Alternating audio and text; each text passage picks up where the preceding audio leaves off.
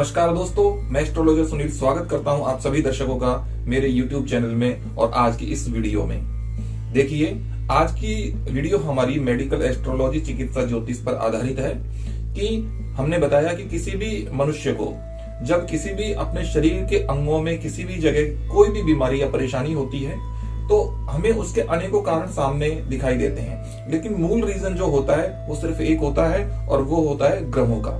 जब कुंडली में पापी ग्रहों की सिचुएशन कुछ इस प्रकार की होती है कि वो किसी एक अंग पर अपना पूरा प्रभाव एक साथ पापी ग्रहों का जिस दशा में आ जाता है, उस दशा में उस व्यक्ति को उस अंग से रिलेटेड कोई भी कष्ट या परेशानी हो जाती है, उसमें कोई किसी भी प्रकार का रोग हो जाता है। इसके अलावा भी बहुत सी मेडिकल ज्योतिष के आधार पे बहुत सारी परेशानियां, बहुत सारी बीमारियां ऐसी होती हैं जिनका उनमें सॉल्यूशन आपको मिलेगा। तो आइए आज हम बात करते हैं हिप जॉइंट, हिप बोन, यानी कि जांघ के ऊपर पीछे वाली जो हड्डी जो होती है हमारी, उसमें किसी को पेन हुआ और बहुत से लोगों को होता भी है, तो वो क्यों होता है, इसका क्या रीजन है और कैसे कैसे ग्रह प्रभाव डालते हैं, तब जाकर के ये होता है। देखिए, काल पुरुष की जो कुंडली होती है, हमारे शरीर के जितने भी अंग हैं उनको 12 राशियों में विभक्त किया गया है। जैसे मेष राशि को सर का दिया गया है, उसके बाद में वृषभ राशि हमारा मुख है, मिथुन राशि हमारा गला है, कर्क राशि हमारे ये चेस्ट है। तो इस प्रकार से हम नीचे जा रहे हैं। तो हिप जॉइंट्स में अब इसमें क्या होगा कि देखिए 9 नंबर की राशि, इसी प्रकार की कुंडली में जब भाव बनाते हैं तो 9 नंबर का भाव भी वही कालपुरुष कुंडली के अनुसार वही उसी को रिप्रेजेंट करता है जिन चीजों को 9 नंबर की राशि करती है। तो 9 नंबर के भाव के अंदर वही वाली चीज आएगी कि 9 नंबर का भाव भी उसी को रिप्रेजेंट करेगा, उसी हड्डी को जो हिप जॉइंट की मैं आपको बता रहा हूँ। तो 9 नंबर का अगर कोई भी चीज अगर मान लो ज्यादा पीड़ित है तो वो वहां पे ही कष्ट होगा। अब कैसे होगा? 9 नंबर की राशि होती है हमारी धनु, उसके बाद में 9 नंबर की राशि के जो स्वामी ग्रह हैं यानी कि बृहस्पति, और 9वें भाव यानी कि 9 नंबर के भाव भी वो उसी को रिप्रेजेंट करेगा। तो 9 नंबर का भाव और 9 नंबर के भाव के स्वामी यानी भावेश। तो इस प्रकार से 4 चीजें हो गई। जब ये 4 चीजें एक साथ बहुत सारे ग्रहों से पीड़ित हो जाए ये और उस समय पर इस सभी ग्रहों की बुरी दृष्टि इन पर पड़ जाए, जितने भी चोट लगाने वाले या दर्द करने वाले या रोग देने वाले, परेशानी करने वाले जितने भी ग्रह हैं, वो सब जब एक साथ इस तरीके की घटना घटाएंगे तो ऐसा होगा। तो देखिए, मैं आपको एक कुंडली दिखाता हूं और ये एक ओरिजिनल कुंडली है, एक सत्य घटना है। इसके आधार पे आपको थोड़ा पता भी चलेगा कि कैसे ये हुआ इनको और वाकई में सत्य हुआ। एक कुंडली आपके सामने, आप इस कुंडली को देखिए।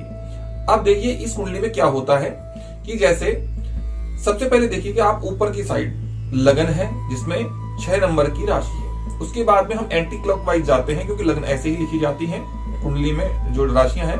तो वहां पे 6, 7, 8, 9, 10, 11, 12 ये सब आप देखते रहिए। उसके बाद में आते हैं कि हमारे यहाँ पे ग्रह कौन कौन से कहाँ कहाँ पे बैठे हुए हैं। तो आप इन ग्रहों पे भी जरा दृष्टि डालिएगा कि ये ग्रह किस प्रकार से बैठे हुए हैं। देखिए एक बार, ये ग्रह बैठे हुए हैं, चौथा भाव जो है यानी कि 4th हाउस जो है उसमें चंद्रमा बैठे हुए हैं जहाँ पे धनु राशि है। और उसके बाद में ये राशि के पीड़ित होने की भी बात आएगी यहाँ पे। इसके बाद में हमारा जो 5th भाव है उसमें बृहस्पति, बुध, सूर्य और शुक्र बैठे हुए हैं। और 6 भाव जो है 6ठा, उसमें राहु बैठे हुए हैं। शनि की जो राशि है उसमें राहु बैठे हुए हैं। और इसके बाद में हमारा 9वां भाव है, जो इसकी भी बात आएगी कि 9वें भाव के अंदर हमारी वृषभ राशि बैठी हुई है और साथ में शनि ग्रह बैठे हुए हैं। 12वें भाव के अंदर केतु बैठे हुए हैं जो 5th राशि यानी कि सिंह राशि है। तो अब आइए देखते हैं कि यहाँ पे क्या क्या गलत हो रहा है, क्या क्या सही हो रहा है। सबसे पहले तो आप ये दृष्टि डालिए कि यहाँ पर जो शनि है, जो सबसे ज्यादा लंबा रोग देने का कार्य करता है, क्योंकि शनि की चाल बहुत धीरे होती है तो रोग भी लंबा देता है। तो शनि यहाँ पे आप देखिए कि शनि बैठे हुए हैं 9वें भाव में, 9वें भाव में, और 9वां भाव यानी कि पीड़ित करना शुरू हो गया है यहाँ से। तो 9वें भाव में बैठे हैं। अब शनि किसके स्वामी है? 6ठे भाव के स्वामी है, यानी कि 11 नंबर की जो राशि है शनि की, जो कुंभ राशि, वो 6ठे भाव में बैठी है। इसलिए छठा भाव रोग का है, इसलिए सीधा रोग का पहुंचाने का काम कर रहे हैं। कहां पे? नवे भाव के अंग पे, यानी कि जो नवा अंग होता है हमारे काल पुरुष में, हमारे शरीर के अंदर, वहां पे पहुंचाने का काम कर रहे हैं शनि। अब दूसरी बात, सबसे बड़ी बात, कि राहु वहां पे बैठे हुए हैं। कहां पे? छठे भाव में। तो ये नियम है कि जब कोई ग्रह अगर किसी दूसरी राशि में बैठा होता है तो वो अपने घर में बैठे हुए ग्रह का भी प्रभाव लेकर के चलता है। तो राहु का प्रभाव खतरनाक प्रभाव है, आप जानते हैं, बीमारी के मामले में। और फिर इसका भी बिल्कुल एकदम लॉन्ग मामला है ये, क्योंकि ये भी बहुत दिनों में राशि चेंज करते हैं अपने 1.5 वर्ष के अंदर, शनि 2.5 साल में करते हैं। तो राहु यहाँ पे बैठे हुए हैं, इनको देखिए आप राहु का। अब मैंने आपको पहले भी वीडियो में बताया था और यहाँ पे भी आप एक बार फिर सुन लीजिएगा कि सूर्य, शनि, राहु और जो द्वादश यानी कि 12वें घर का जो मालिक बनता है वो ग्रह हमेशा दूर हटाने का काम करते हैं, बीमारी देने का काम करते हैं, या पृथकता जनक प्रभाव रखते हैं कि उस चीज से अलग करने का काम करते हैं। तो यहाँ पे राहु का वो प्रभाव रहा। राहु के प्रभाव को लेकर के शनि 2 प्रभाव यानी कि छठे भाव के प्रभाव को खुद पीड़ित करता है, उसको 2-2, 3-3 चीजें यहाँ पे गलत हो चुकी हैं। तो शनि पूरी तरीके से नवे भाव यानी कि नवे अंग को पीड़ित कर रहा है। अब हम आगे चलते हैं नेक्स्ट स्टेप पे।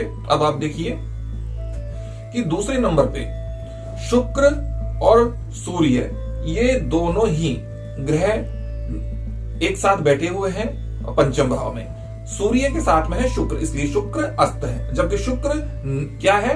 नवमेश है, नवे घर का मालिक है। तो कहने का मतलब नवा अंग जो है उसका जो मालिक है वो पीड़ित है। कहने का मतलब शनि वहां पे परेशानी खड़ी कर रहा है और उसका जो मालिक है वो भी जोर नहीं लगा पा रहा बेचारा, वो भी अस्त है। तो कहने का मतलब यही है कि जो नवा भाव है उसका स्वामी भी पूरी तरीके से पीड़ित है। अब शुक्र पे आगे देखिए आपके, शुक्र पे आगे क्या हो रहा है? शुक्र पे आगे मंगल जो पापी ग्रह है उसकी पूरी 8वीं दृष्टि, क्योंकि मंगल की अष्टम दृष्टि होती है, तो वो भी पूरी उस पे आ रही है। ठीक है। इसके बाद में आप देखिएगा कि जो सूर्य है वो शुक्र को पीड़ित कर रहा है। मैंने पहले भी बताया था। शुक्र की राशि में देखिए क्या बैठा है, 12वें घर में केतु बैठा है, केतु पापी ग्रह है। इसलिए सूर्य अपना और अपने बैठे हुए ग्रह का दोनों का प्रभाव उसके स्वामी पे डाल रहा है, यानी कि नवे भाव के स्वामी शुक्र पे डाल रहा है। अब आगे चलते हैं। मंगल की 8वीं दृष्टि मैंने आपको बताई दी कि शुक्र पे है। अब यहां देखिए कि गुरु बृहस्पति, नवी जो राशि है, क्योंकि नवी राशि भी वही नवे, मैंने बताया था ना कि 9 नंबर के अंग को पीड़ित करेगी। तो 9वें नंबर की राशि है कौन सी? धनु।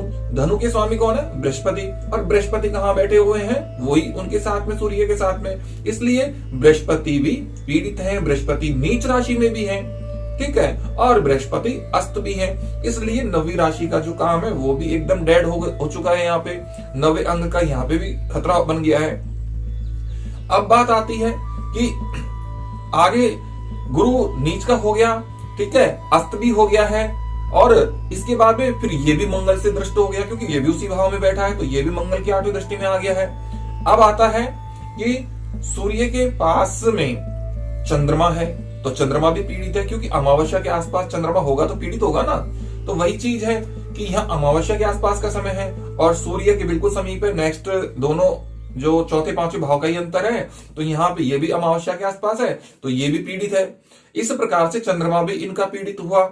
और मंगल जो है वो धनु को भी देख रहा है, अपनी 7वीं दृष्टि से धनु राशि को भी देख रहा है, तो मंगल का प्रभाव या राशि के ऊपर भी आ रहा है, ठीक है। और एक चीज और देखें हम कि गुरु और शुक्र को अगर हम देखें तो ये दोनों नवम भाव की और अपनी राशियों के कारक के हिसाब से अगर हम देखते हैं कि उनको रिप्रेजेंट करते हैं, उनके भाव के स्वामी बन रहे हैं ये एक तरीके से, तो दोनों की दृष्टि एक साथ मंगल की जो दृष्टि है उसमें आ रहे हैं। दोनों पे एक साथ मंगल की दृष्टि पड़ रही है, तो दोनों पर एक साथ जो है मंगल की दृष्टि पड़ रही है। इसकी वजह से दोनों जो ग्रह हैं हमारे ये एकदम से बिल्कुल डेड हो चुके हैं, दोनों में ही परेशानी आ चुकी है।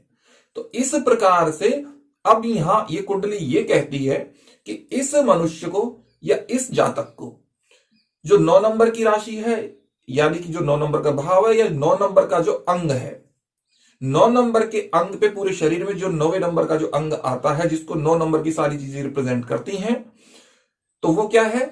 जंघा के ऊपर वाला हिस्सा, हिप बोन या हिप की हड्डी हमारी जो होती है, या हिप जॉइंट। तो वहां पे इस व्यक्ति को जब ये एक साथ ग्रह की जब दशाएं मिल जाती हैं, जैसे हम कहते हैं ना कई बार कि सूर्य की महादशा चल रही है, उसमें चंद्रमा की अंतरदशा चल रही है, उसमें बुध की प्रति अंतरदशा चल रही है, तो जब ये सारी चीज एक साथ आती है तो उस टाइम पे ये अपना अटैक कर देती है। और ऐसा अटैक जब होता है तो निश्चित है कि कोई उस चीज से संबंधित, या तो कोई जैसे मंगल है तो कोई एक्सीडेंट करवा देगा, या किसी भी प्रकार से कोई और घटना घट जाएगी, कोई गिर जाएगा और गिरने की वजह से चोट आ जाएगी, या फिर ऑटोमेटिकली कई बार ऐसा होता है कि अपने आप हड्डियां पेन करने लगती हैं, जो किसी को समझ में नहीं आता है। कोई कहता है बाय का दर्द है, कोई किसी की, ये सारी चीजें होती हैं।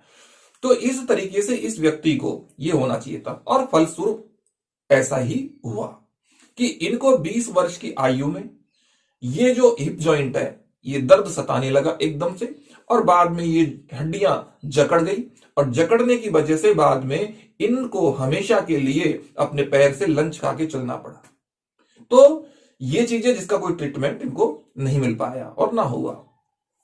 तो इस तरीके से मेडिकल एस्ट्रोलॉजी, ज्योतिष यानी कि चिकित्सा ज्योतिष आपको बहुत मदद कर सकती है आपके रोगों में, आपकी परेशानियों में।